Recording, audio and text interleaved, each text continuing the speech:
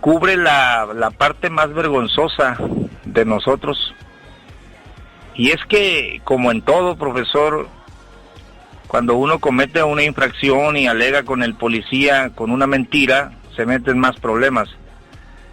Pero si al policía o al juez le dicen, bueno, efectivamente me equivoqué, se me hizo fácil hacer esto, fue un error mío y todo, puede ser que hasta le perdonen.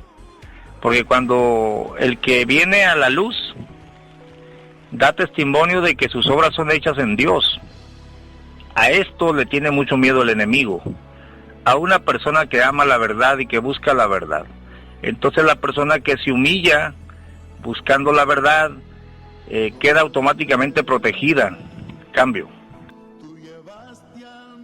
Qué interesante, o sea que este sentido de verdad no es que Dios está buscando una persona perfecta, sino que al momento de acercarse a Dios, la persona sea sincera y se reconozca como pecador, se reconozca sus errores y reconozca aquel que tiene el poder de la sangre de Cristo que nos limpia de todo pecado y nos perdona. Ese es el sentido, Pastor Gamaliel. Cambio. Así es, profesor. La gran mayoría de guerreros de Cristo ha sido gente regenerada. Lo vil y menospreciado escogió Dios para deshacer lo que es. Hablemos, por ejemplo, de los fariseos, que eran sepulcros blanqueados. Llegó hasta nosotros la palabra fariseo con la connotación de hipócrita, ¿no? Porque el Señor dijo: fariseos hipócritas, se muestran bien por fuera, pero por dentro están llenos de huesos. Son personas que, o eran personas que no amaban la verdad. Había uno que otro como Nicodemo que dijo: yo quiero saber, yo quiero hablar, y fue, aunque de noche, pero fue.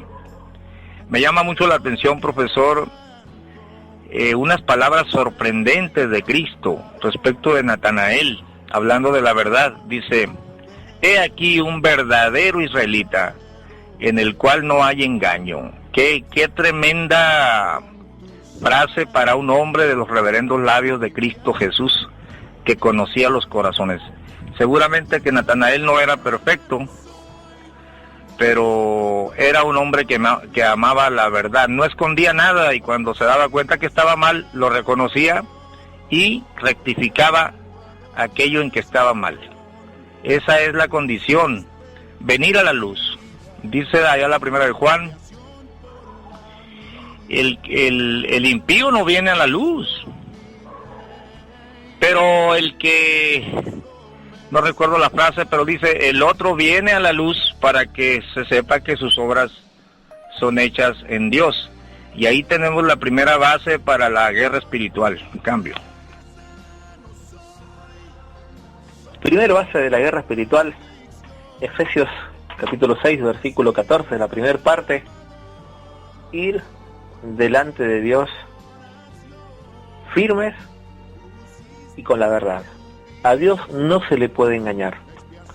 Yo no he conocido a gente, pero tal vez haya gente que piensa que puede engañar a Dios, o por lo menos convencerlo de lo que hace, tiene alguna justificación. Tal vez sea alguno de los principios que nos está enseñando Pablo en este sentido. Estar firmes y ir delante de Dios. La primera parte de la guerra espiritual es estar totalmente presentado delante de Dios. Muy significativo con lo que le dijo a Timoteo: procura presentarte ante Dios como obrero bien aprobado, que no tiene nada de qué avergonzarse. Dicho y esto, y habiendo estrujado esta primera parte, ¿qué le parece, Pastor Gamaliel, si nos introducimos en la coraza de justicia? Y vestidos con toda la coraza de justicia. Porque habla de vestirse como si fuese ropa, y se habla de la coraza de justicia, vestido con la coraza de justicia. Cambio.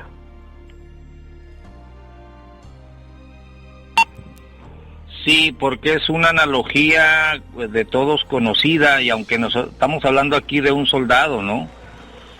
Y aunque muchos de nosotros no hemos sido soldados, pero comprendemos que lo primero que hace un hombre es ponerse su cinto bien ceñido para que no se le vayan a caer los pantalones y vaya a quedar en vergüenza. Una vez que se ciñó bien, que no va a quedar en vergüenza porque está bien apretado su cinto, está firme, bien apretado. Ahora necesita protección.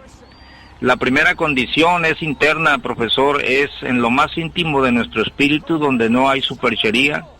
Insisto, no es perfección, pero es el amor a la verdad.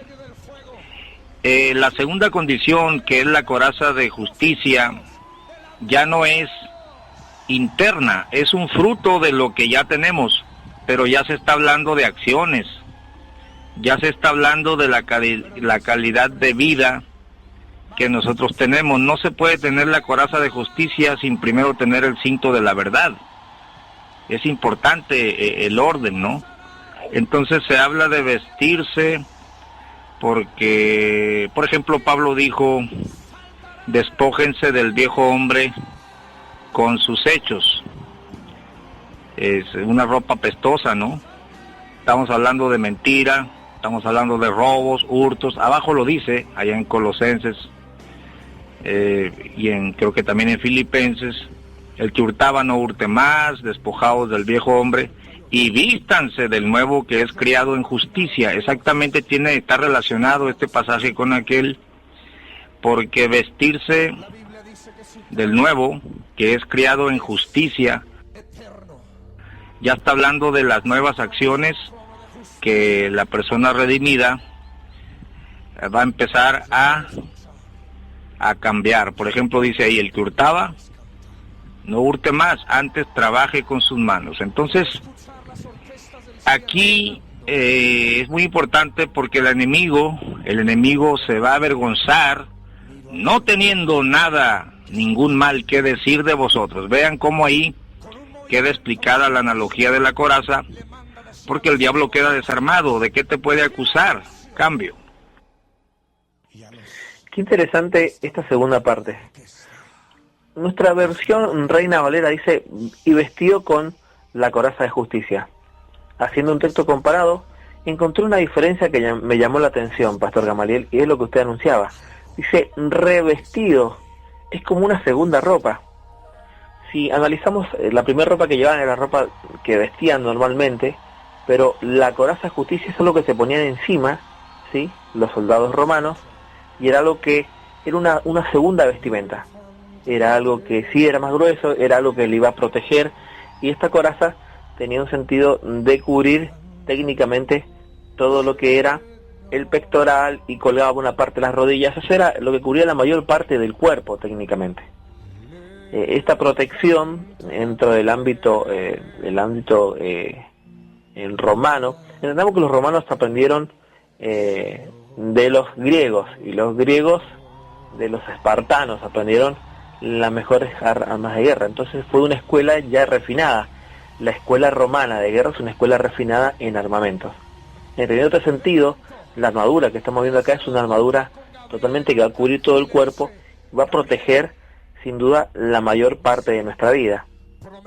Ahora se habla de un revestimiento, de una segunda ropa, porque la primera es la que ata el cinturón y no se puede colocar la segunda sin la primera, porque si se coloca la segunda sin la segunda termina lastimando el cuerpo, porque el cuerpo está desnudo. Pastor Gamaliel, coraza de justicia. Esta coraza, las personas, está claro, ya establecimos un punto, no lo vamos a volver a repetir, y lo vamos a repetir un par de veces más, de que no es una simple y llana oración, sino que son actitudes. Acá la palabra de justicia, ¿cómo la podemos intervenir? ¿Cómo podemos considerar, ¿no es cierto?, a una persona justa de acuerdo a las Escrituras? Cambio. Adelante, Pastor Gamaliel. A ver si lo veo por ahí en línea. No, se le cayó la conexión al pastor. Ahí esperamos hasta que regrese. Hago un espacio para preguntas, dudas y consultas sobre este versículo 14 de capítulo 6 de la carta a los Efesios. Cambio.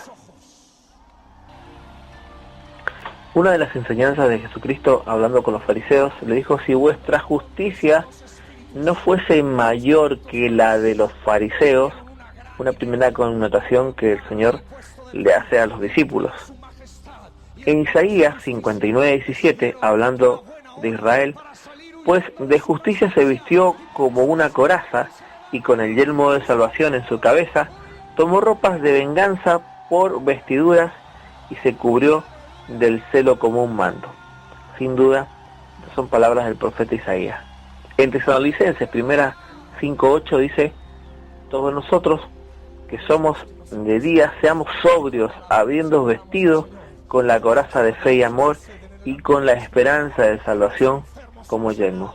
Aparentemente el ámbito de vestirse, y vestirse en un ámbito de fe, pero con actitudes, ¿sí? Estas cosas son reflejadas en actitudes, siempre ha sido un claro mensaje, un claro simbolismo de las Escrituras. Apocalipsis 9:9 se habla de: tenía corazas como corazas de hierro, ruido de sus alas, y era como estruendo de muchos carros, refiriéndose a una de las plagas. Finalmente, vamos a encontrar esta analogía de coraza de justicia. ¿Qué es lo que es una persona justa? La Biblia dice que hemos sido nosotros justificados gratuitamente. El cristiano tiene la declaración de ser justo y ser justificado por gracia y misericordia de Dios.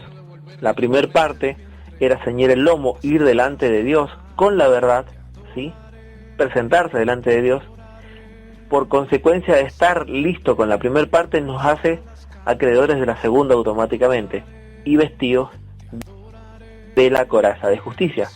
Ahora, si hemos sido vestidos de justicia de Dios y Cristo está en nosotros, debemos actuar justamente de manera natural. Una es la justicia posicional. Dios nos ha hecho justos mediante la obra de redención de Jesucristo, indudable e indiscutible. Esa es la primera parte. La otra parte es actuar consecuente a la regeneración. Si Cristo está en nosotros, debemos ser personas justas por naturaleza, no por fuerza. No es que nos vamos a hacernos justos o vamos a pelear para ganar una determinada justicia. No, ya somos justos y actuamos justamente como resultado de la obra que Cristo hizo en nosotros. A esto es lo que se habla, los frutos del Espíritu. Y uno de esos frutos es ser justo, personas justas ante la sociedad, nuestra esposa, nuestros hijos, justos con todas las demás personas. Entonces, la justificación es una posición que Cristo nos ha dado, y esta posición nos hace que nos comportemos como verdaderos hijos de Dios y como justos. Segunda parte de esta armadura de Dios, la coraza de justicia. Pastor Gamaliel, si está por ahí en línea, adelante, cambio. Muy buen resumen, profesor. Exactamente, ahí estamos completamente alineados con lo que hablaron los profetas respecto a la armadura. Esta justicia gratuita por la fe, justificados pues por la fe, tenemos paz para con Dios. Ya no somos enemigos de Dios, entonces estamos en el bando correcto, ¿no? Estamos del lado de Dios. Antes éramos enemigos, pero fuimos reconciliados por la sangre de Jesús, fuimos declarados justos, fuimos lavados, fuimos santificados. Y claro que la otra justicia, profesor, la justicia posterior es necesaria. Y se está hablando de un fruto, ¿no?